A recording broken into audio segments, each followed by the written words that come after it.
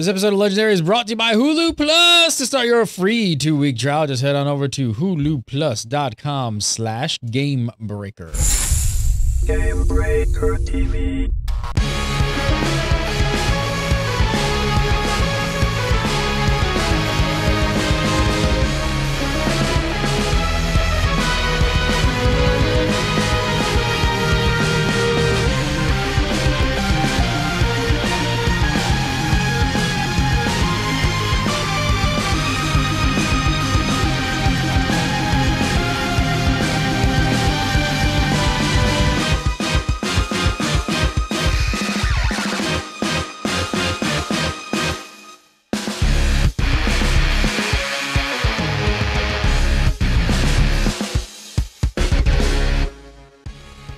What's up, everybody? Welcome to Legendary episode 167, April 10th, 2014. I'm Gary Norton, Gamebreaker, coming up on today's show. We've got a bunch of interviews.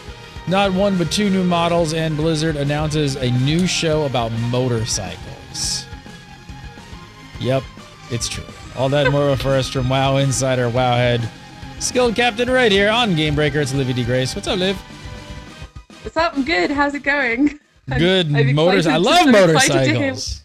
I'm excited to hear what everyone thinks about motorcycles. I've been having. I honestly, my face actually has had a workout.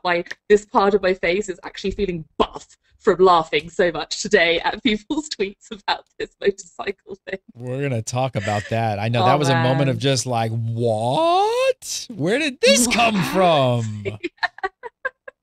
Exactly. Joining us always from Convert to Raid, ConvertToRaid.com, the Convert to Raid podcast, the Convert to Raid Mega Guild of awesome. That's right. Hi. What's up, buddy? I am a bundle of nerves tonight. I think I sold my house now, and I'm trying to buy another house, and so I've got my little phone here on standby. So if you see me duck out of the shot. Are you waiting for the call to sell the house or buy the house or both? To buy the house. I Okay. think the house that I'm currently in is sold. And then so I'm waiting to buy the house, and I'm just so you don't want to be homeless. Call. I don't. That's a good goal, man. That's a good goal in life, is to try to avoid homelessness if you can. You could always just buy a motorcycle and just start riding across, to Irvine and Right. And put like a horde sticker on it, and then just that'd be it. Isn't it kind of weird that Metzen's on the Lion side? Yes, actually. I don't know. I'm let's get into this. So everybody missed the news today. If you missed the news, we should probably explain what's going on. Right. Pretty much out of nowhere. I don't think anyone saw this coming, and I don't know. I had heard zero rumors about this, so they really kept this under wraps really good. And everybody that I knew was just like, never heard a peep about something any of this. But Blizzard, their latest venture is they're getting into the reality TV business or web TV business. And they're doing a collaboration with that show. Remember American Choppers, the father-son team? What's her name's Paulie and what's his name? I think the father passed away, unfortunately, a couple of years back. Really? So it's just the son now. I believe so. Yeah, there was someone commenting on it in the I haven't watched American Choppers for a very long time, but I believe the father passed on, and so it's just the son now. So you've got Paul Jr., I believe, Paul Jr. And it's just him, and then he's got his crack team of motorcycle building people. So Let's call them engineers for now, shall we? Engineers. Let's call them engineers instead of just motorheads. Let's just do that. It was a term for motorcycle building people. Wouldn't that be great? So motorcycle building people, Gary. Motorcycle building people. That's they're motorcycle building people. That's what they're called. That's their technical term. Right on their business card. Motorcycle. Yeah, that's what they should have called the show. Motorcycle building people.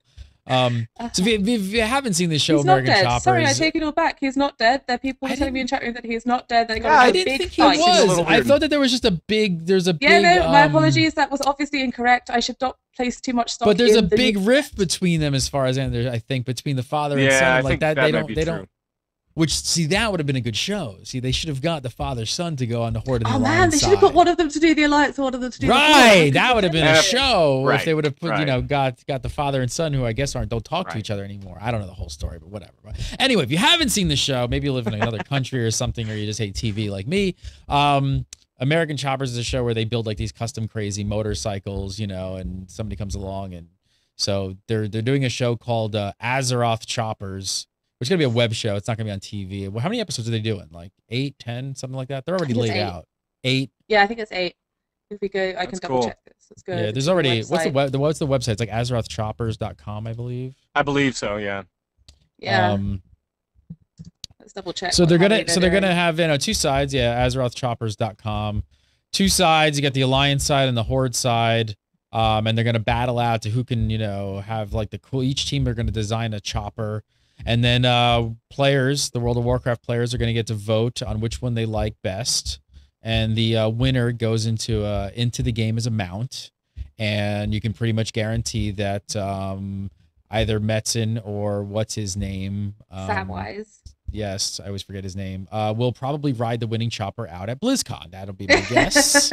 Onto the stage. Really? No way! Oh, come on! Never. That would never happen. Come on. No, right? They haven't. Sounds so unlikely. So unlikely. Yeah, so unlikely.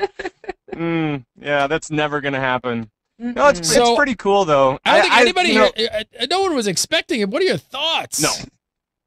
Well, I like the show. I mean, I liked American Choppers, right? So, I mean, that was a pretty cool show. Watching it just episode by episode. And this is a way to kind of connect with that in a different way. Yeah, I know that a lot of people are like laughing about it and they're kind of in disbelief about it. But I think that it really could be a cool show. Did you think you were being trolled for a quick second? For about until I saw Metzen. Yeah. For the first like 15 seconds of this thing, I was like, wow, April Fool's is over. Did they not get this out in time? Like, this is a joke. This seems so bizarre. But then it was like, oh no, they're serious. Wait, what's his name again? I always forget his name. Samwise. That's the guy with the hair is Samwise. The guy with the hair. Right. So he's the lead singer of yes, ETC. Right. ETC. Yeah. I have a funny story. So I saw him at a concert once, and you would want to believe that it was some Slayer or I don't know. It Yanni? Possessed, like somebody like like some like sick metal band. Yeah. No, it was at Tori Amos. It was at Tori Amos. Yes, in downtown LA. So if you're watching this, I'm not lying. I didn't say anything because I was just hanging out. But yeah, he should probably chime in and make a comment that's actually confirmation. It's a great show, by the way. So, no dissing you. It's just kind of funny. Like I just Anyway. Gary, you just admitted that you were at a Tori Amos concert. I did. Oh, there we go. This is absolutely true. I like Tori Amos. All right, so what do you think? I mean, what do you think about the cross promotion reality show? I have not got enough face palms. Like my face and my palm will wear out by the time I have face palmed enough. You're not down with this. Silly. You think this is too silly? Like, I don't have any problem with it as such. It's just so silly. It's just like, really? This is what you chose to do? Like, it's just like, oh man, I couldn't stop laughing at Twitter. It's just like, oh yeah, it's like, yeah, boy, I'm gonna go make a kick-ass motorbike. It's like, no, Jesus Christ. Do you have a midlife crisis any harder?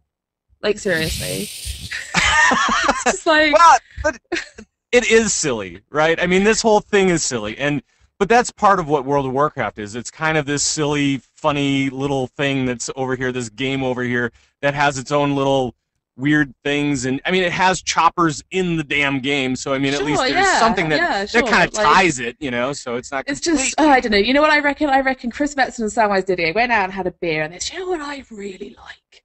Is a motorbike. I want a chopper. So let's get the guys at American Choppers to make me a chopper. No, wait, Chris, do you think there's a way we could expense this?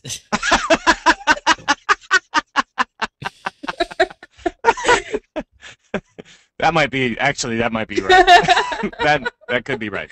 So yeah, I don't know. I just like, it's just so, like, I don't know. I can understand why people might like it. It's not. I am not categorically not the target audience for this particular promotion. I don't want to play that. I don't want to play the beginning audio because I hate YouTube for flagging us for stuff. But if you haven't watched this trail, you got to go watch the trail.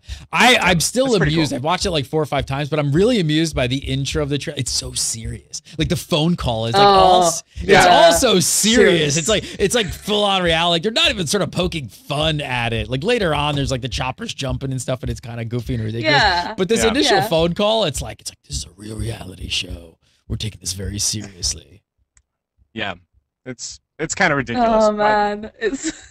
I mean, look, I'm not gonna like yell at anybody or get really upset about it. I just think it's just like what is really the like if you were to draw a Venn diagram, everyone knows what a Venn diagram looks like, right? It's the circle. So you have like a circle of everyone who likes cheesecake and a circle of everyone who doesn't. And those two don't overlap because you can't be in both circles. If you have a circle of everyone who likes cheesecake and a circle of everyone who likes cream cheese and bagels, there's probably some overlap. So that's like how like those work. What do we reckon the overlap between people who really like American Choppers and people who really play World of Warcraft is? A lot. Really? Most of the horde. The reaction that Liv, you're saying you're not the target audience for this? I guarantee you. Mark my words, Liv, you are going to watch all 8 episodes. It's huge. Probably more than once. No, I categorically won't. There's a reason I stopped watching American Chopper in the first place, so I definitely won't. I don't like the show. It's going to be on you. But, it's like, but you're going to want to see Metzen, and you're going to want to see the Blizzard guys, and they're going to be in the show. No. You just got marked off the BlizzCon list. Metzen's just like, not invited. It's okay. I just don't go to that. I feel like everybody's gonna watch this. I feel like even people who aren't even remotely that interested in like the motorcycle aspect of it. Like if you're a WoW fan, you're gonna watch this. If you're, I don't know. I think it's actually it's goofy. I admit it's good, and it's a weird tie-in. But I think the majority of people have all. I don't know. Chat room, throw up 1s if you're gonna watch this. 2s if you're not. I think the chat room's gonna watch this. Like I think even the people who think it's goofy are probably gonna end up tuning into it. It's an internet. It's gonna probably be short episodes. There's nothing wrong with it. I'm not saying that you are a bad person if you like American Choppers. It's just my personal opinion that I really dislike the show. But they do a lot of stupid stuff in American Choppers, right? So they do the whole drama between the family and that's what I don't like. That's the specific thing I don't like is the manufactured drama. I'm into people building stuff. Like my family builds planes for a living. Building stuff is awesome. The stupid drama is just like. No, there's a lot of 2s as well, man. There's a lot of 2s. Oh, there's not. There's a couple. Yes, there is. I'm reading chapter 2. But no, so okay. I used to make reality television. I had the artificial drama thing is like totally built into it. Yes, but these guys do make some pretty awesome stuff. I mean, these guys are like world class, like machinists and bike builders. Like they are gonna build some badass motorcycles, regardless whether there's gonna be fights and petty things that go on in there to keep the whole show going. Yes, but at the end of the day, they're going to build some cool stuff. And the nice other part is that these are going to be on the web. So guess what? If you don't like a little part, you can just skip ahead. I'm sure that you'll be able to do that. So don't worry about it. So what did the internet think today? What was Twitter? Why were you Facebooking? My Twitter is made up of people who follow me. So let's just remember that. My Twitter was just like, what the F? Like, what the absolute hell is this? And my Twitter just exploded with what next? Like, should we see Azeroth chopped? Should we start seeing Azeroth like storage wars, like void storage wars, or like I liked Dawn Stars or something along those lines? I liked Azeroth chopped a lot. Actually, there was Alex one that was Shelley and Amanda Freitag being like, "Oh, this is the worst mystery meat I've ever seen." There was another one that was called Fell Cookin' with Illidan Stormrage. That was so good. That said, this food is not prepared. That was awesome. That was awesome. Yeah, for sure. It's just like what other stuff are they gonna do? I don't know. Like, I think my favorite one was definitely like the void storage wars. Like people go around to abandoned guild banks and like empty out all their stuff and sell it. Right. See, these are dumb ideas. These are cool motorcycles. Now you guys are just taking it to making stupid shows of cooking and stuff. This is it's all in the spirit of fun, Gary. Don't take offense for people having fun with a fun idea. I take my motorcycles very seriously. Like look at how serious he is on the phone. Like look at ooh, this is very serious. If we're going to expense these bikes, Chris, we've got to make them good. Look, wait. We're gonna put this back as a tax deductible. It's gonna be a nice one. This is serious. This is serious business right here. I don't know. I think you're seeing more companies want to get into this and like to try and create web shows. I mean, you see that ties into some other stuff, but there's been some other tie-ins where like Chipotle just did a whole web series and that was super popular about the food industry. I don't know. I think this is kind of neat. I mean, and well, they got so much money they don't know what to do with it. Let's be honest. They got Blizzard's got so much money they don't know what to do with it. So we'll just say it. Let's make it's alternative marketing. It's alternative marketing, and it's fun, and it's silly, and it is what it is. And I think that they're going to actually hit a lot of. I think that they're actually going to hit a lot of players, and they're also going to hit a lot of guys that used to play World of Warcraft that maybe haven't played for a while. So I think they're reaching out to their fans, old and new. So. I mean, I'd much rather watch this than Dancing with the Stars. Really? Yeah, that's true. Right? But now, all right, we got to talk about the big thing, though. Like I mentioned in the beginning, though. Seriously, Metzen Alliance? Yeah, it's weird. Did they do this just for controversy? Is they starting the controversy, the artificial controversy early? And that's like, this is the start of it? Is that so we can all talk about, like, really? How did this happen? Who came up with this idea? I don't know. It's a bit of a funny one. Like, he's just been... I know that he voices a ton of Alliance characters as well as he voices a ton of Horde characters, but it's also just been, like, he's been for the Horde guy. He's been known very well for like being the voice of various different Horde, like prominent Horde characters. So it's weird. Like, I think a lot of people are just like, did he lose a bet or something? Like, what's going on here?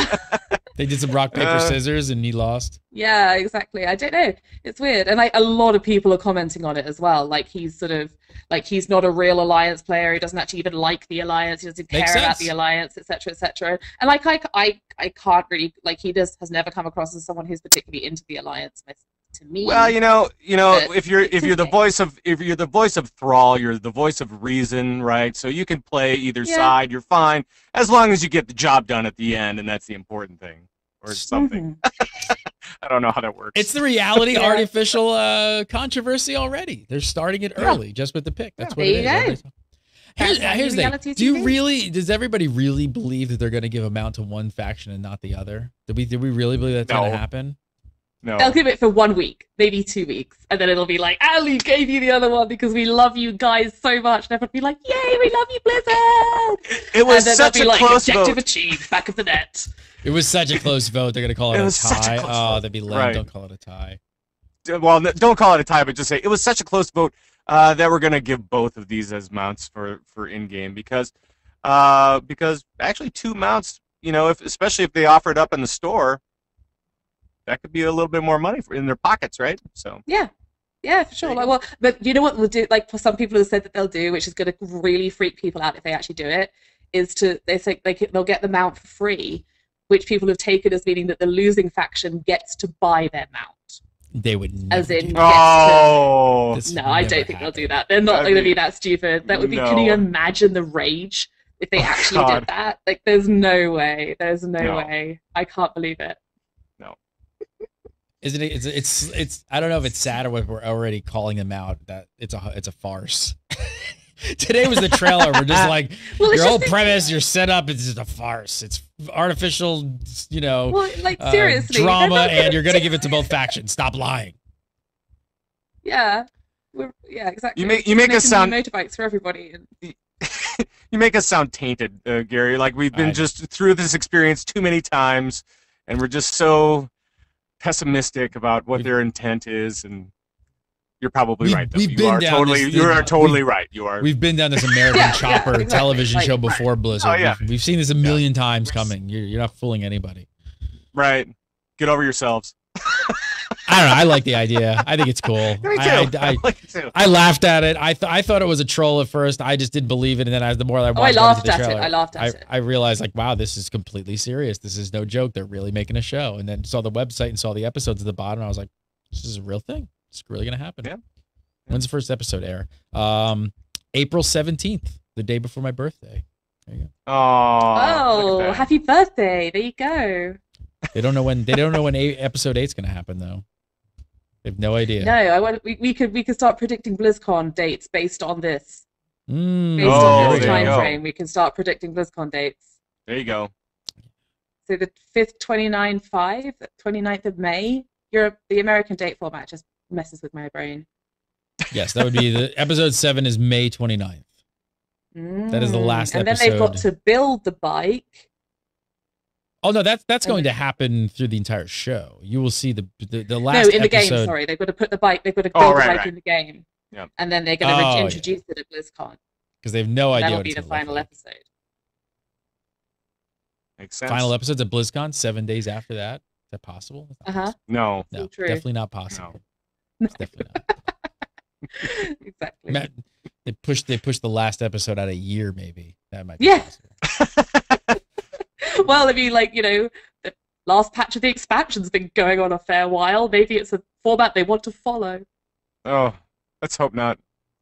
All right, moving on. We got some other stuff to cover this week. So we got not one, but 2 new character models this week. Let's look at the Tauren male first. We got some new images, but there's also the video. We got the animations of both the body and the face. Looks awesome. Again, some of the expressions that they're pulling out of these things are just amazing. So we get some better quality here. Yeah, it's amazing. It falls along the lines of everything else that they've done, right? So I mean, it's so far we've seen like some serious detail going on, and this is kind of cool because we get to see the animations that go along with it, and kind of how they stand and walk and run, and the facial stuff is interesting for sure. So it's pretty neat. It's quite amazing that they're able to pull this out of an engine that is as old as it is. Even with all the, all of the patching and all the, upkeep they've done, it's pretty amazing of what they can still pull out with this engine. Yeah, it is. It's remarkable. Like the sort of the level of the improvement is pretty insane, and like I can understand why a lot of people are worried about the impact it's going to have on their computers, but like I'm really impressed with the sort of improved quality of these models, like the textures, the ability of them to be manipulated, which as we're looking at, it is pretty insane. It's really amazing that they can actually get this to work in a game that's 10 years old. It's pretty insane. Yeah. How did you feel? Go ahead. Go ahead, Pat. No, go ahead, Pat. Well, I was just going to say, they're redesigning all of the files for Warlords as well. So I mean, they're like redesigning a lot of different things here, so that they can make everything work well within the system. And I think that it's going to be kind of interesting. I mean, they were talking about in the latest patch notes, they were talking about their new system, which is cask, whatever the file format that is, and it's supposed to be it's supposed to optimize the system a lot better. So I'm hopeful that everything will work out just fine. Yep. Yeah, we got some body animation stuff here as well, right? Is it this one? Yeah, here we go. Yeah. And I think, again, like coinciding with what they said earlier about wanting to get them right and only make subtle differences and changes in the fidelity and stuff, like they're really close. Like they're a little bit more fluid, but they've really kind of nailed like really sticking to what you're used to if you roll a Tauren right now. For sure, yeah. Like the sort of like a lot of the actually that one particular move which we just watched there is one of the few that are actually not like perfectly the same. Like they don't lift their hands up quite as high. But other than that, it just looks to me from everything I've seen like it's all the same stuff, just prettier. Like they've managed to do a really, really good job, particularly with the bodies, I think. But like it just looks amazing. I think I'm not so sold on the faces. I'm not. No? Some of it's a little bit cartoon. I mean, it definitely looks better than what it has, what it does right now. I mean, for sure, it looks a lot better. What is it that you guys don't like about it? It's a little, dare I say, Disney Pixar-ish kind of feel. Like right. It's a little, yes. Precisely. Exactly. Yeah. But I feel like it's got a lot of personality. Yes. Yeah, I think with the Tauren one, like a lot of the feedback that I was seeing, at least on the sites where I was watching it, was that it felt not fierce enough. Like it was too much like too goofy and not sort of strong and fierce. Like this Tauren, the sort of Planestrider notion of the sort of strong, silent Tauren who's not like the strong, silent type. And then the Tauren having these very sort of OTT, like goofy animations is making people feel a bit like, oh, I'm not so sure about this. Yeah, he does look a little dum. Yeah, exactly. Exactly that. And I think that's kind of what people are saying. They're sort of going very extreme with the animations and it's making the models look a little bit too Disney. I don't know. I don't know where I stand on that. Like, on the one hand, the gnomes look awesome, but like the Tauren, particularly the speech animations, just look a little bit over the top to me. Right. Like, he looks like a sort of goofy. The problem is, if you make the Tauren look different, then the whole thing looks different and it kind of falls apart, right? So I mean, I think they really had to make some serious choices when it came to how they were going to do that animation, and you know, maybe the Tauren doesn't quite fit with your vision or other people's visions of what that should look like. So yeah, for sure. I mean, like, you're never going to make a model which is going to make 100% of people happy. Like, right. There's just a reality which is never going to happen. Especially when you're just upping the fidelity like they are what people are used to. This is why I think it took so long. And like with it. changing the faces. Like, the faces, like, people are really viscerally attached to their characters and their notion of their characters.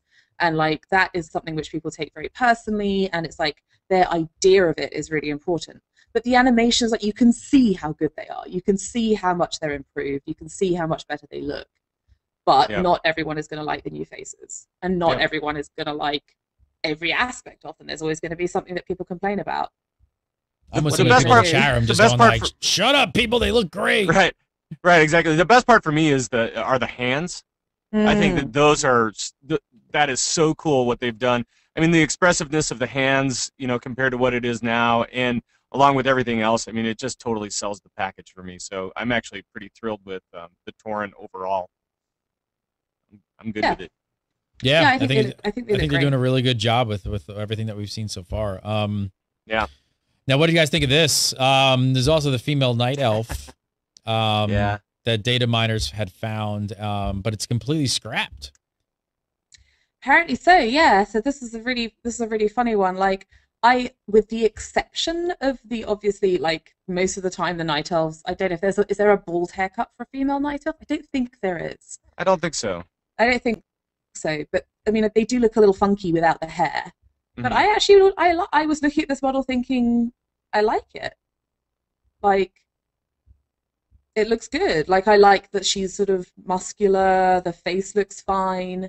Right. I know people, a lot of the complaints that were flying around were about the ears being too floppy and too sideways rather than rearwards pointed.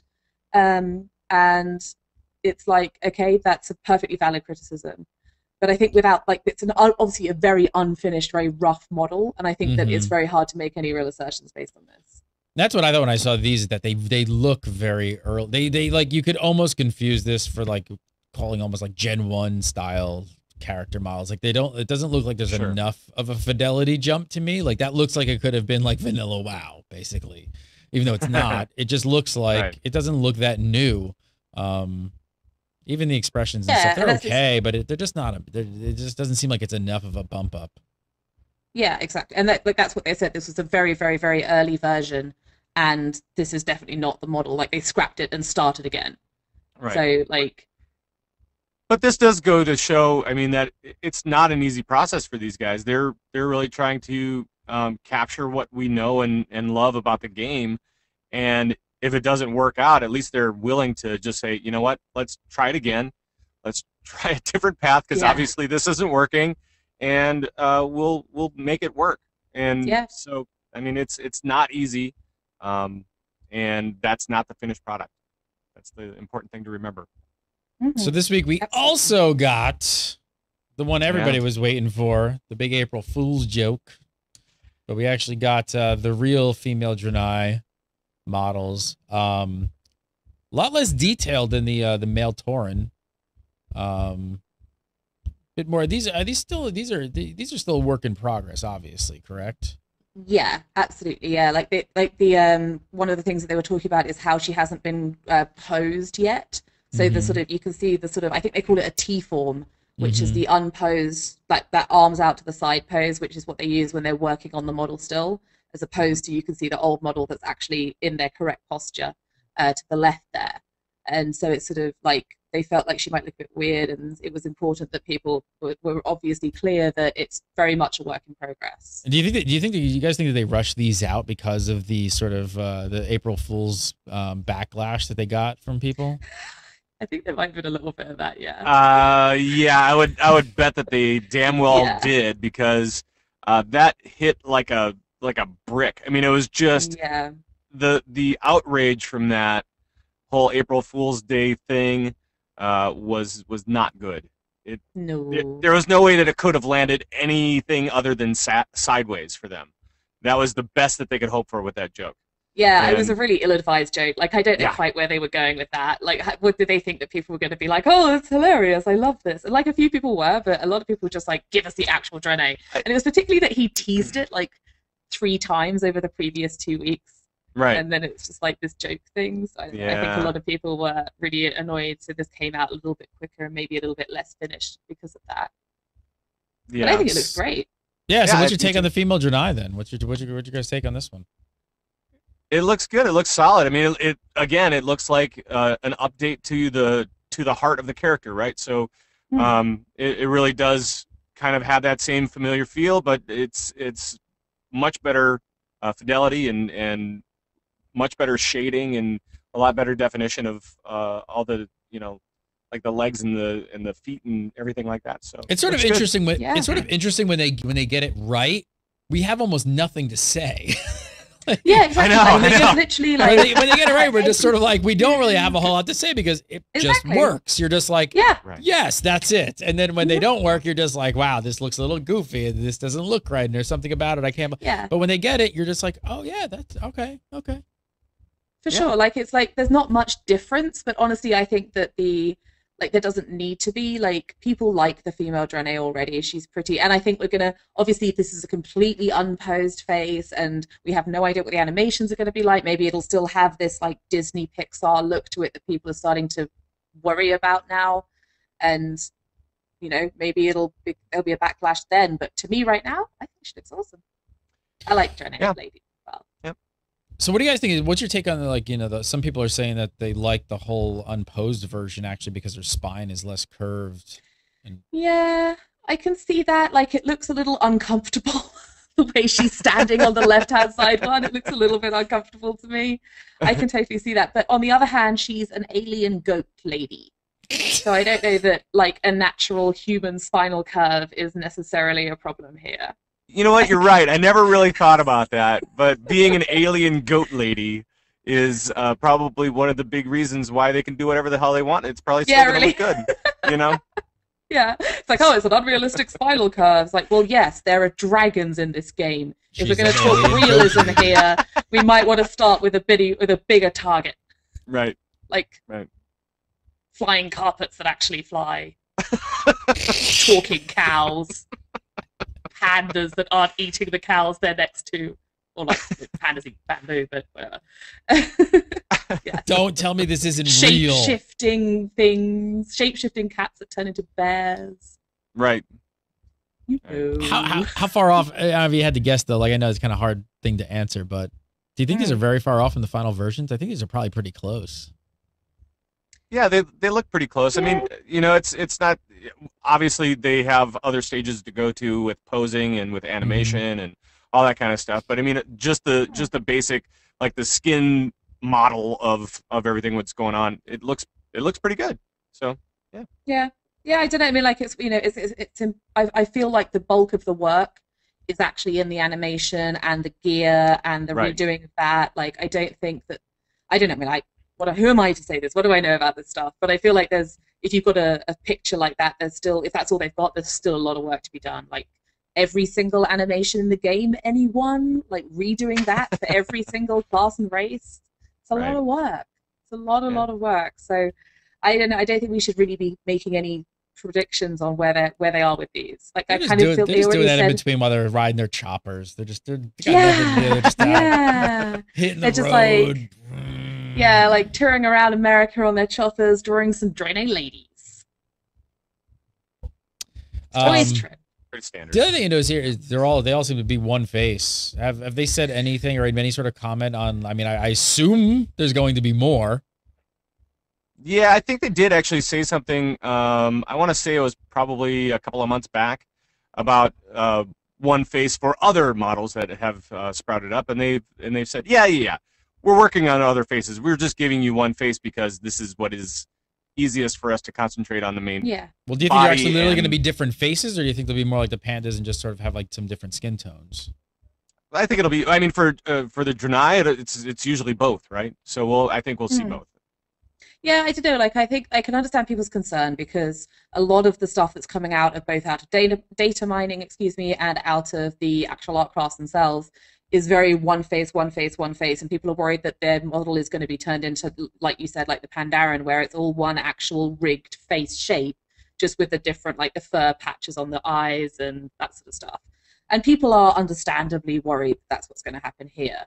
I mean, like the old faces, the difference is just textures. Like they're just different textures that have been applied to the same base, like bone structure, so to speak. They're not actually different structured faces. They just look different because it's different textures. And with the more high-res forms, I don't know how effective that's going to be, but I strongly suspect we're going to be seeing different faces. I can't believe, like, with the amount of effort they're putting into being true to the old models, that they're then going to go and take out all the faces. Like, there's 10, 12 faces. There's gonna be no faces in World of Warcraft ever anymore. We're just gonna be faceless beings, because really, I mean, all we do is we just stare at the butt of our characters. So we don't need faces. Yeah, someone in chat was getting very angry and saying we should stop QQing because no one looks at the faces anyway. Right. Hey, I have my helm disabled. Okay, I look at my character's face, or at least the back of the head. Yes, I look at the back of the head. Either way. So basically, what we're saying is, Blizzard, make sure you work on the butt a lot. Work on the butt, right? Because that's mostly what we're looking at. You need to hire Noxie to do the butt. She's good at butts. She said she's actually in chat tonight, and she said that she was really happy about the female Draenei butt. She said it was all good. Seal of Noxie approval on the female. Seal of approval. That's it. They're done. That butt is done. Right. Signed, sealed, delivered. Pack it up, signed, sealed, delivered butt. All right, moving on. I want to take a second to talk about our sponsors. Very excited to have a brand new sponsor here at Gamebreaker TV, and that is Hulu Plus. Very, very excited to have them on. If you want to check it out, it's a 2-week exclusive free trial. If you do go to huluplus.com/gamebreaker. I think some people, most people out there are familiar with Hulu Plus, and maybe you've tried Hulu on your computer. But Hulu Plus is actually a lot more than that. It's actually really cool stuff. So you watch tons of shows, all ad-free, Modern Family, Daily Show, Scandal, all the episodes. And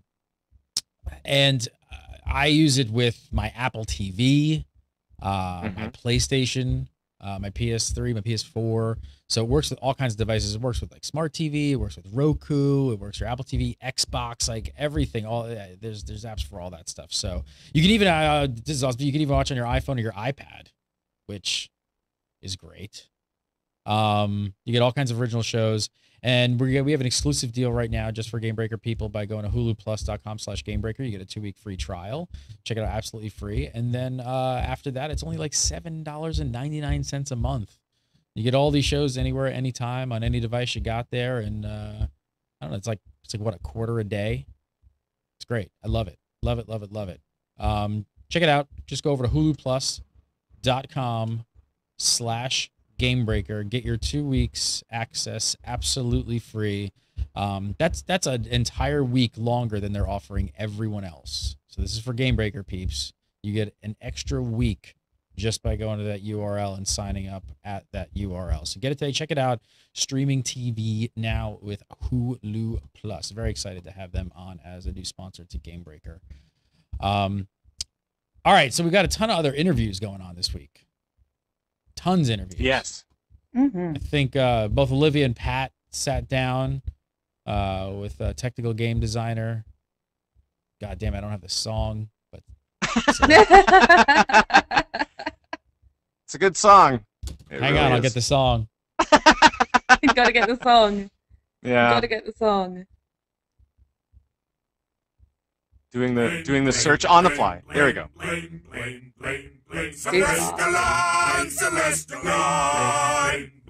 I mute this? I can't mute this, can I?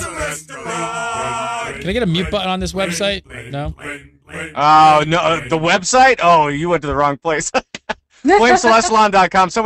One of the fans of Convert to Raid actually made that site. And if you want, go to BlameCelestalon.com, you'll hear the song forever. That's where I go. Forever. And then I get to watch his tweets and I get to listen to this song. That's the only place I want to look at his tweets.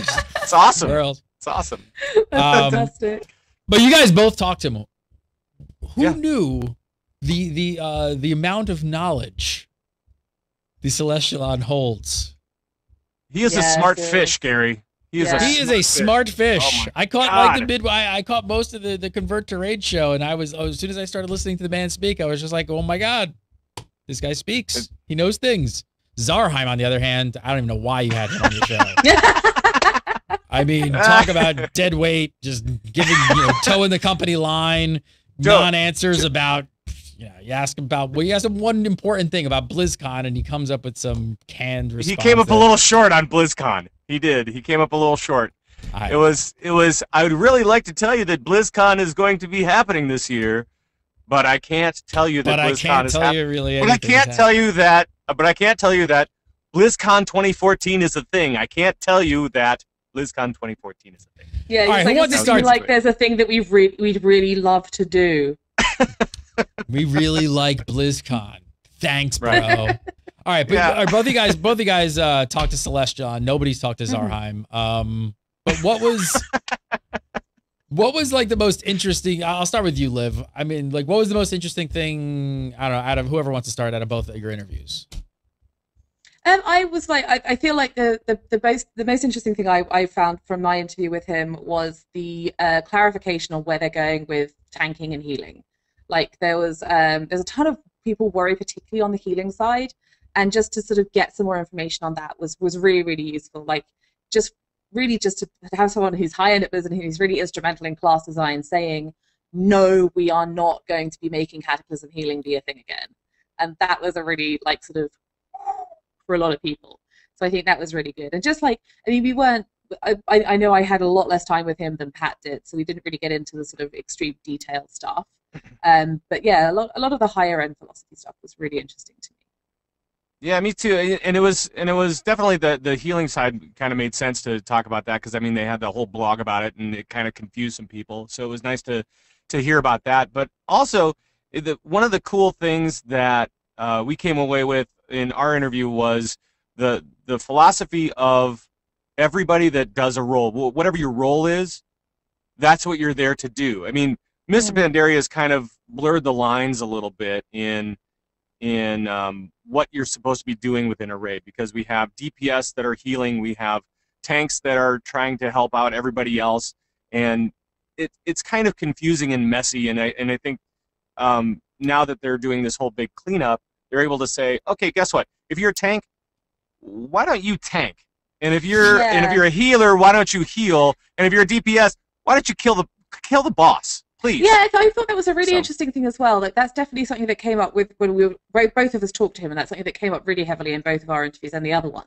I was kind of like looking at that, and I was thinking, well, to what extent do players actually like bringing that? Like, the amount of complaints there's been in this expansion about another class, monks being a particular candidate, not bringing enough raid utility. And, like, I don't know if that is just because some classes bring so much, e.g. Warlocks, like, they bring so much raid utility, or whether it's because actually, like, to me at least, when I'm healing, I like being able to contribute to damage. Sure. When I'm tanking, I like being able to contribute to the survival of the raid. When I'm DPSing, I like being more than just my sort of main role. And obviously, I am not every player. But I wonder whether that's something that they actually want to, they're taking that away and going back to the more pure roles. And I'm wondering if that's something that people are going to be less happy. Like, it's obviously, again, we're never going to please everyone, but I don't know whether I like it. I don't think that that's necessarily the case, because one of the things that they're doing with druids, especially, is they're trying to the level 90 talents that are there right now are all about hybridization. The hybrid of, if you're not playing, if you're a resto druid and you switch to cat form, all of a sudden you'll be able to do pretty well at cat form for a little bit if you press this one button, right? So they redid all those buttons, but they made it so that it just helps out that hybrid part of you, and doesn't give you passives for whatever spec you're in at the moment, which is kind of cool. So that means that I think that there will be some opportunities for people to switch roles, but it'll be limited, and we'll be able to kind of see that, I think, as we roll into For sure. into Like, this I alpha, definitely beta, don't whatever think it is. that I definitely don't think they're taking it away altogether. Like, Right. it was very clear speaking to both of us, I think that, excuse me, what they're doing is they're just winding it back. Like, they're taking it away from tanks pretty heavily because they can. Like, you're not going to not bring a tank to a fight because they lost some raid utility. Like, you're going to bring a tank because you need a tank. Like, you need one of those for the punchings. So they're sort of winding it back for those guys. They're winding it back, like they're trying to make it more even for DPS. So they were talking about the monk stance of the fierce tiger. Apologies if I didn't get that quite right, monks. And then that makes a sort of 10-yard bubble around the monk, which means that everyone in melee moves 10% faster, as well as the mage amplify magic. And I think this is cool. I think it's really nice if everyone can bring just a little bit. But I wonder if, like, I don't know whether like Ret Paladins are going to miss having like 9 bubbles to do as well as Devo Aura to time, whilst they're also doing their job. I don't know whether that's a gameplay element that people will miss. But I guess the question would be like, will players miss it? Yes, they're going to miss anything they're used to, right? So there's going to be that part. But I mean, this is hard to really say until you get in there and actually play it. But from a philosophical standpoint, doesn't it seem like if players have one specific role, that the game can actually become actually more engaging and more fun when you're relying on people for those specific things? I think so, and one of the more interesting thing is especially when it comes to healing, taking away all these different survival mechanics for tanks and for DPS to kind of jump in and help out, really reinforces all of the healing changes that they're making for warlords. And so, I mean, if they are planning on it being kind of a triage type of healing system where we have more health and we have less spiky damage to make sure that nobody dies right away, which is important, then we don't need that stuff anyway. So let's let the healers concentrate on their job and let everybody else kind of concentrate on their own job and not have to worry about the healers. And I think that's kind of where a lot of the changes came from. Is that my phone? Is that my phone? It's not my phone. No, it's not my phone. Oh, yes, I trolled him. I trolled him. I was like, I'm gonna wait. There. I totally trolled you. Like, wow, I got my phone. I'm like, no, you didn't, because that's not how my phone sounds. That was good. That was I was like, I don't know if he uses an iPhone with he uses an iPhone with the original sound. I'm like, I went into like ringtone. Like, I have a Chewbacca phone. What are you talking about? All right, sorry, broke that up. It's a good try. No, but I do think that it's interesting, and it could be a lot of fun. And yeah, people will kind of miss playing different roles during the same fight. Just kind of helping out with stuff. But I think you'll get over it. I think they will, totally. And I also wonder whether there's any kind of line there with 10 versus 25, like the bringing more utility with 10 versus 25 is more important. I don't know. I think it's going to be a change that is going to inevitably going to upset some people and more so than others. And they did talk about utility as well, and that being an issue, and warlocks are getting nerfed. Their utility is getting nerfed, which is not a bad thing at all. No, and even monks are going to be bringing in something, and I can't remember what the hell it's called right now, but they're going to be able to. Yeah, Stance of the Fierce Tiger thing, and I'm just literally looking for it right now because Stance of the Fierce Tiger's 10% movement increase will become a 10-yard radius aura for all melee to move faster. As long as the monk doesn't roll away from them, because I can't see that happening ever. No, never. Never! I actually wonder how many people in the chat room just check their phone, by the way. Yeah.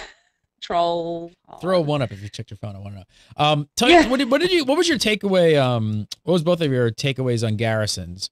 So they talked about Garrisons being like something that you could level up naturally with your characters. And I'm wondering, what do you guys think that means? Does that mean that they're not going to be account wide? I mean... this is a tough one. Yeah. Anytime they say naturally and painless, I kind of go, what? Really? Is that the way that it's going to be? I don't know. Yeah, exactly. Because I got tasked to write a summary of the Convert to Raid interview, so I was listening to it in incredible. Like, when you write up a summary for an interview, you go back and listen to bits again and again and again to make sure that you're not like misstating what they said. And I listened to that bit, and I was just like, this to me sounds like it's going to be like a long process to get your garrison going, which is fine if you don't have to do it on every alt and it's not key to your raiding or your PvP. Like, if it's both of those things are fulfilled, they can take as long as they like on it. Like if it's account wide, then you can have to level it as you level from 91 to 100 all week. Like absolutely fine. But if it's character by character, then I'm sort of like, this is going to be a thing that's going to take forever, and I'm going to have to do it on every alt. I really hope not. Right.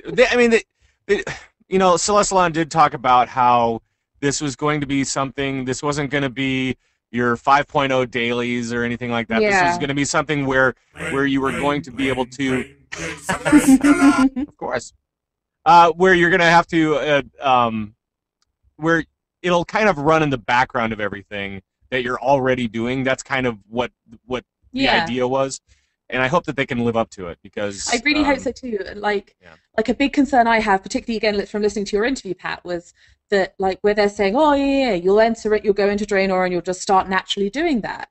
Like, and maybe the answer is simply that people who play the game the way I play it are now just going to be doing it wrong, and that's our own fault. Perfectly valid position, but I don't level by questing if I can avoid it. Yeah. If I can avoid it, and largely I can. I mean, I'm up to 1690s now, quested on maybe 2. So like 16? 16 across 3 accounts, but yeah, like it's a few. So it's like you can totally do that. And if they are doing this whole natural progression thing, I really hope they consider people who level like that, because otherwise, am I going to have to go back and do all the quests that open up the chunks of my garrison once I've already hit 100?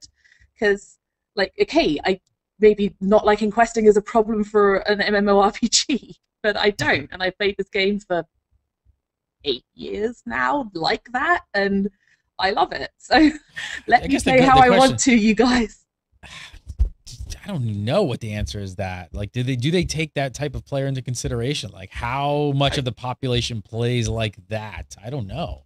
Every hardcore raider, pretty much. I mean, you know, we have a lot of hardcore raiders that play to get to the end game. That's their main motivation. They want to get to the end game because that's where their game begins. And same thing with hardcore PvPers, right? So anything that you can do to get that extra XP gain while you're leveling up is going to be the best thing. And if you can do it doing something that you like, that's even better. I mean, you know, we've seen guys level up to level cap just tagging mobs, essentially, and then having their like 20 other guys behind them actually kill the damn thing. Yeah, so, totally. I don't know. It is what it is. It's like we don't have numbers. Blizzard will have numbers on what percentage of the population play like that, and maybe it's a small part. Maybe it's a tiny percentage of people, and everyone else is actually perfectly happy running around the world and questing, and therefore that tiny part of the population doesn't actually matter, and we'll just have to get over it and either not have garrisons or go back and grind them out. And maybe that's the answer to that question. But I would love it if it wasn't something that you only got through questing. Yep. But who knows? They're already talking about putting some of the like iconic abilities, like Army of the Dead, Paladin Wings back in. Yeah. I don't know. Do you guys think we'll see a lot of changes to cut spells? It's a definite possibility. I mean, we're in alpha, so expect changes. This is what's going to happen, and I think one of the things they said was that we shouldn't be seeing too many more cut spells, but we may be seeing some rearranging of things. So it appears that button bloat seems to not be the issue. It's just what are those iconic spells and moves that these characters can do that really shouldn't be on the cutting room floor right now. Yeah, exactly. And I think they're from when I was speaking to Chad anyway, they were very much like, we understand that actually the reaction to DK's losing army has been way bigger than we thought it would. We didn't realize you guys were attached to that so much, so we're going to consider putting this back in. And as if that wasn't enough, we're also going to make it instant. And I think that a bunch was cool. of DKs went, that was cool, man. During your interview, that was really cool. I was like, whoa, they're going to make it instant? Everybody was like that. I mean, it was incredible. It's like, you're going to make it instant? Oh, yeah, it's not going to be a 6-second cast anymore? That's awesome. Yeah, that's awesome. Incredible. Like, they're still going to make it so they come up slowly over a 6-second period. Like, it's not going to be something like, bam, tangles. But it's just going to be, like, slowly popping up, which is so cool. And the Pally Wings, like, people are asking in chat what happened to the Pally Wings. Basically, they became Ret only. So they took the visual effect from Guardian of Ancient Kings and put that on prop paladins. They took the visual effect of I can never remember what it's called, Divine Favor, I think it's called, the holy cooldown. It's a closed face that looks sad as the icon. See how my memory works. But then they had wings with the visual for red. So what they're doing is they rolled those cooldown effects together because Pallies had too many cooldowns that they were stacking together. So what they're looking at doing is making the prop get the wings, and the angel, red obviously still has his wings, and then holy also gets the wings, and they pop Divine Favor. I think it's called Divine Favor. I'm sure Chapman will correct me in a second when their 40-second lag catches up. But yeah, so the wings are coming back onto all the paladins. And there was a really interesting chat actually that we had with Celestalon about what counts as the the iconic things for classes, and a lot of it was stuff that's been around in the game for a really long time, and stuff that has a big, they called it affordance, which is like the visual effect and the sort of feel of the spell, which I thought was such an interesting way to look at it. I'm excited to get the player impact, right? It's about player impact, and it's like, okay, does the player really love this thing, and is it really just like so deeply set into the class? I mean, especially Army of the Dead, man. That is so cool, and I'm so glad that all the different specs can have it for Warlords. Yes, definitely. Who wants to break down some of the healing stuff? Because I know there's a lot of a lot of questions, a lot of controversy, a lot of people feel a little uneasy about the healing changes that were coming, and how it was going to work in Warlords, the mana regen changes, things like that. What's the breakdown here? Are people feeling a little bit better about it now?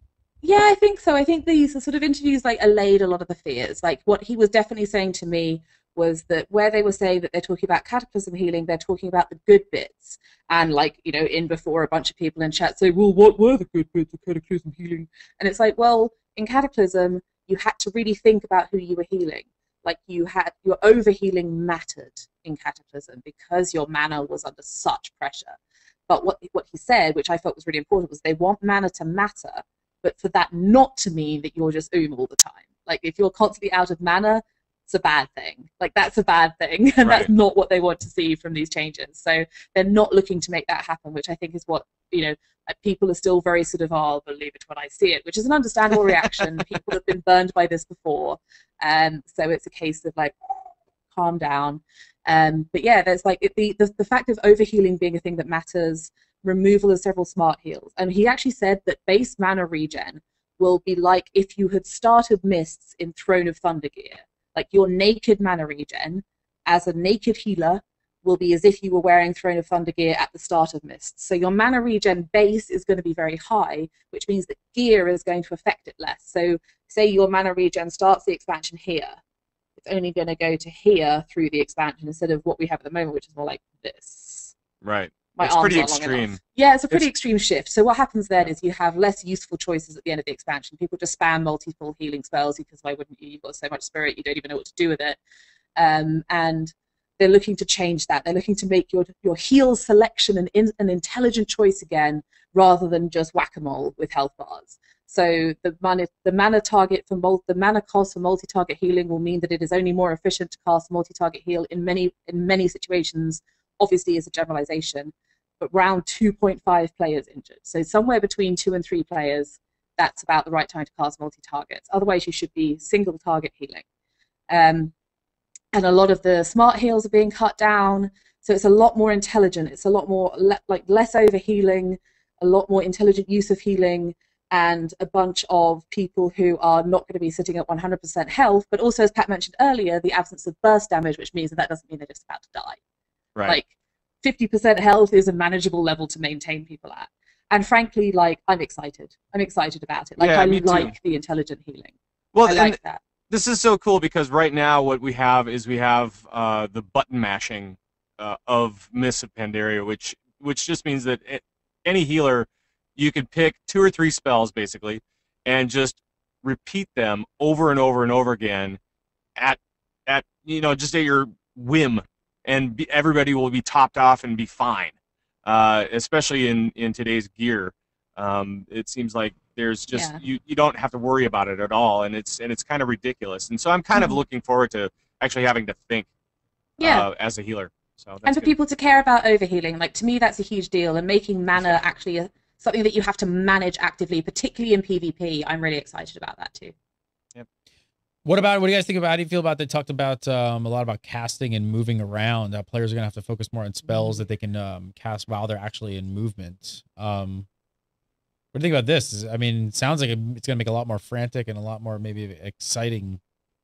Well, this is playing still field. kind of weird though, because I don't think that they've necessarily hit everybody at the same rate that they wanted to, because I don't think that warlocks are necessarily affected as much. It seems like shaman kind of got the rough end of this deal because Man, those lightning elemental bolt shaman. is Oh. lightning bolt is no longer castable while moving, and a lot of shaman or shaman are kind of peeved about this. So Yeah. I'll let you take it away from me here. Well, I mean, like, basically, the problem is that elemental shaman were really a turret, like a real serious turret. Like, they had a massive problem with being incredibly immobile, and part of what fixed that was the introduction of Unleash Lightning.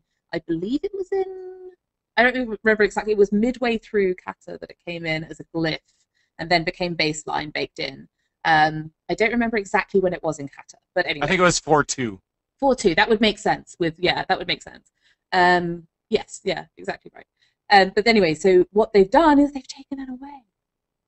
So everyone's sort of gone, well, I guess now's an appropriate time to freak the absolute heck out. So it's just like, oh my god, what are we going to do? We've lost our castable moving ability, and I feel like for elemental shaman particularly, a lot of the sort of explanations aren't making them feel any better, because like what they've said in response to this is, it's okay, we're making your shocks more powerful, so you can cast like Earth Shock without your max fulmination stacks, and that's going to be a good idea in Warlords.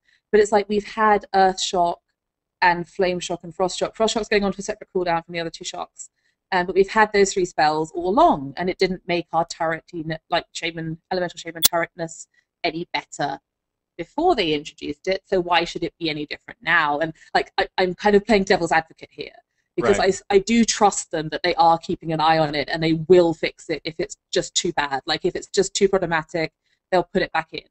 But I'm trying to do is, like, I'm trying to say, I identify with the elemental shaman problems, and I think that their concerns are valid.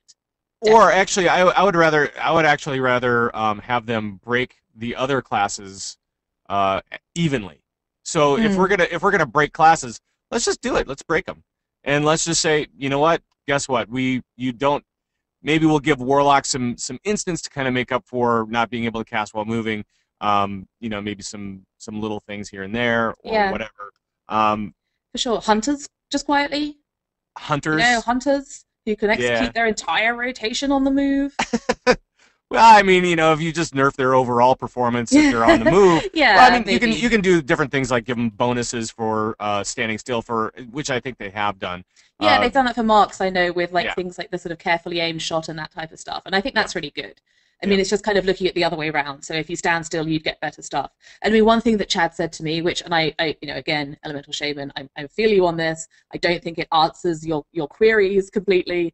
But one of the things that he said was that when people get used to a certain playstyle element disappearing, so in this case, cast while moving, is something which people have become so used to being able to do it, that they've forgotten how they used to play before they could cast while moving. And like, you've forgotten about, like, oh, okay, well, maybe I know I've got to move in a minute, so maybe I'll wait with this lava surge proc, so I'm not going to cast my instant lava burst yet, because I know I'm going to need that in a second when I have to run over there. And the same for other classes with other damaging abilities. Like, there's stuff you can do while you're on the move, and the removal of dot snapshotting is going to help. Removal of the haste breakpoints maybe is relevant to that. I'm not sure.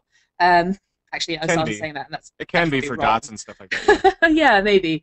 But like, it's sort of there are gameplay elements that predated the sort of cast while moving shift, which allowed you to actually execute a rotation that was viable whilst having to stand still and then move a bit, and stand still and then move a bit, and stand still and then move a bit. Right. So it's sort of, maybe there's an element there, but I still feel for my elemental shaman brothers and sisters. It's okay, guys. I'll keep you with them too. Well, but playing a shaman, playing a shaman, you have to be used to this crap by now, because they have broken shaman in pretty much every expansion since BC, right? I mean, so it's really? Why are you surprised by this? Like, why are we surprised by this every time? We've got like Stockholm syndrome or something. Right. Just like every single time. Like, we know there was a video ages and ages ago by Wow Krender where he was like talking about the different classes, like, oh, this kind of person, this is what it's like to be a DK, this is what it's like to be a hunter, and they were just like, we have nerfed shaman again because it became evident that they could perform on a similar level to other players without putting in 9 times the effort, and it's just like, yeah. Oh, sigh. Oh, sigh. All right, let's do some viewer questions to get out of here. So every week we answer your questions. You can send them to submit@gamebreaker.tv, as well as keep an eye on our Facebook page and our Twitter account as well. Again, that email you can send them into is submit@gamebreaker.tv. All right, first up this week, Callanan asks, if you could revert one change to your class in the patch notes, Mr. Crane, I'll start with you. What would it be? Symbiosis. That's an easy one. I like having life grip. I just tag a disc priest or actually a shadow priest, and I get life grip, and I can pull people around the room and hopefully make them run off of cliffs. So that's why I like life grip. Yeah. You just like trolling people. Absolutely. What is life grip for, if not for trolling people? Right. I never use it in a fight. I mean, come on. That's ridiculous. Who does that? Who would even do that? Like, it's insane. It's crazy to right. You wouldn't do that. No. My favorite, if I could revert one change, I would give Healing Wave back to Resto Shaman. I wouldn't necessarily return the heal to Holy or Discipline priests, because I feel like they have a huge repertoire of heals, whereas Shaman have a relatively... I've apparently lost the ability to talk, so that's good. It happens. Shaman have a relatively small repertoire of heals, so I feel like they could do with having Healing Wave given back to them. That's what I changed. All right, next up, Bendak asks, what's your favorite Draenei perk? One of mine is Marksmanship Hunters can now pew-pew from 45 yards. So Liv, what's your favorite? My favorite Draenei perk, unpredictably, is Empowered Avenger's Shield for prop paladins, which makes Avenger's Shield strike 2 additional targets. So you can now pull with a silence 5 targets. And I think that is pretty cool. I'm pretty excited about that. That is pretty cool, actually. That is pretty cool. I'd like to change my answer to that. That's pretty cool. That's pretty cool. Take that answer. I like that one. There are actually a lot of cool perks that are coming with this, sure. And it is really hard to pick a favorite for me. Yeah. So like enhanced Leap of Faith makes your Leap of Faith buff your next heal on that your next direct heal on that target. So that's really cool as well. Like, I always look at these things from a PvP angle, apart from tanking things. And like to have the Leap of Faith, like a Leap of Faith is something you do in and like, oh my god moments, and to have that also buff that one specific type of heal, that's really cool to me as well. There's a ton of good ones. Like, go have a look through them. They're really good. Yeah, there's there you go, Pat. She gave you a second one, so you didn't even have to. Yeah. All right, I'll take that one then. I'll take what she had. Okay. Right. All right, moving on. Last up this week, Scott asks, says, Alpha patch notes are a wall of major changes. Is December 20th in risk of being too soon to test that enough? Too soon. Scott wants to make it.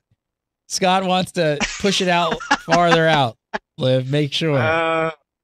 No, they're further along than the alpha name kind of notes, right? So it sounds like they are really close to going into a closed beta type of thing, or at least a friends and family alpha, something along those lines. It sounds like they're getting really close, and that's why they're talking about it a lot more and bringing us into into kind of the process. So I think we'll be seeing beta relatively quickly, and hopefully we can make that a smoothish process. What do you think, Liv? February? I don't think that there's... Yeah, February. No. They said on or before, so I feel like there's some kind of thing there that they can't go past. My flag has been removed from May, because I feel that that's optimistic. And my flag has now been firmly planted in October. I reckon it's going to be mid-October. That's where I'm putting my flag if this is when it's going to release. I think it's going to be December. I think it's going to be BlizzCon 2014. Oh man, which has not been confirmed. Announce it at one BlizzCon and release it at the next one. Oh no. I don't like that either. I don't like that either. Follow her on Twitter at Olivia D. Grace. And of course, all the other crazy places you can find her on the internet. WoW Insider, Zam, Game Breaker, just so many, can't even count them all at this point. Skillcapped, new one. Skillcapped, yeah, new one. Super excited about Skillcapped. Go to Olivia D. Grace on the Twitter and make sure to follow her and all her journeys on the interwebs. Pat Crane, follow him on Twitter at Pat Crane. And of course, go over to converttораid.com and check out the Convert to Raid show live right here on Gamebreaker TV, twitch.tv/Gamebreaker TV, Sunday mornings. That's right. Bright early morning time of 9 a.m. Pacific. Yeah. How did Zarheim get up for that?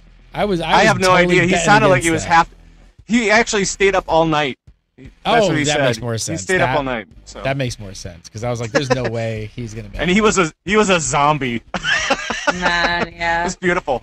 It's beautiful. You're like, Zarheim here. Brains. Follow me at Gary Gannon. Follow Gamebreaker TV, Gamebreaker TV. Make sure to go to our Facebook page, facebook.com/Gamebreaker TV. And we do the show live on Thursdays with a few other shows like The Republic. And then we have Gamebreaker, the show right after this live. So come on over and hang out for the live chat. That's always a good time. We'll see you next Thursday for some more Legendary. Have a great week.